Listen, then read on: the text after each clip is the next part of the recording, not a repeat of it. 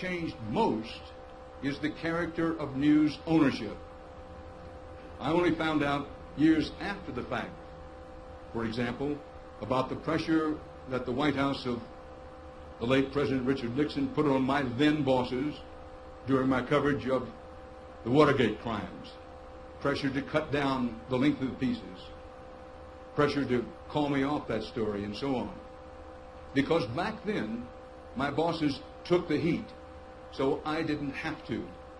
They did this so the story could get told and so the public could be informed. This was in the mid-1970s. But it is rare now to find a major news organization owned by an individual, someone who can say, in effect, the buck stops here. I've said it before, I say it again, that now the more likely motto is, the news stops with making bucks. America's biggest, most important news organizations have, over the past quarter of a century, fallen prey to merger after merger, acquisition after acquisition, to the point where they are now tiny parts of immeasurably large international corporate entities. Entities whose primary business often has nothing to do with news. Entities that may at any given time have literally hundreds of regulatory issues before multiple arms of government concerning a vast array of business interests that have nothing to do with news.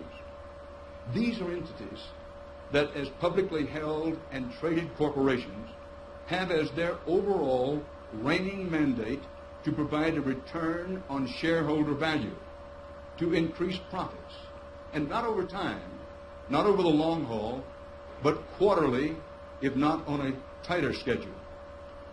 One might ask where news fits into this model. And if you really need an answer, you can turn on your television, where I suggest to you, you will quickly see some, if not all, of the following. You will see and hear political analysts reduced to in-studio shouting matches between partisans armed with little more than the day's talking points. Precious time and resources wasted on so-called human interest stories, celebrity fluff, sensational trials, and gossip. So-called political debates, I put it in quotations, where the one thing that is sure not to happen is genuine debates, and where the questions that the public really cares about seldom, if ever, seem to get asked. And you will see and hear international coverage that leaves the American public ignorant of the world outside our borders, unaware of its complexities and the ways that U.S. interests are bound with those of other nations.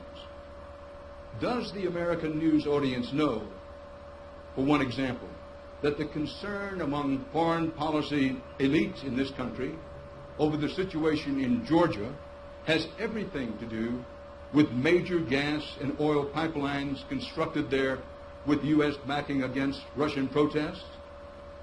If the American public remains unaware of this fact, in the whole and in the main, after the broad but shallow coverage of recent weeks, ask yourself, who is to blame?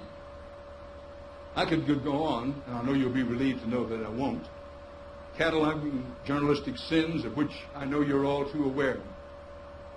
But all of these things, these failings, pretty much come down to this.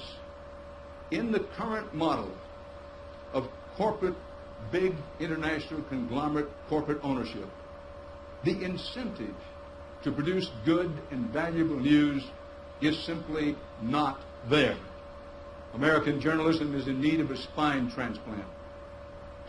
Let the treatment begin today with those of you in this room. You can take this message home with you. You can take it back to your desks and your workplaces, to your colleagues and your fellow citizens. Magnify it, multiply it, and spread it. Make it something that cannot be ignored, not by the political parties, not by our candidates, not by the owners and executives of media companies. Write these people, call these people, send them the message that you know your rights. You know that you are entitled to news media as diverse and varied as the American people, and that you deserve a press that provides the raw material of democracy, the good information that Americans need to be full participants in our government of, by, and for the people. And most of all, show them with your example what a truly independent press looks like, because your country needs you now more than ever. Thank you very much.